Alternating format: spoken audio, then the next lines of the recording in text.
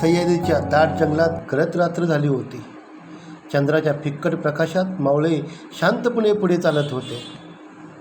दूर शत्रूची छावणी होती. सैनिक निर्धास्त झोपले होते.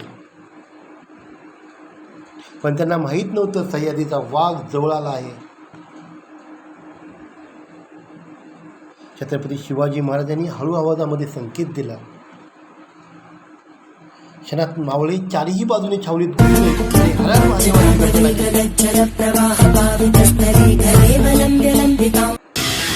अचानक झालेल्या हल्ल्याने शत्रू घाबरला. तोपर्यंत मावळ्यांनी छावणी उद्ध्वस्त केली होती.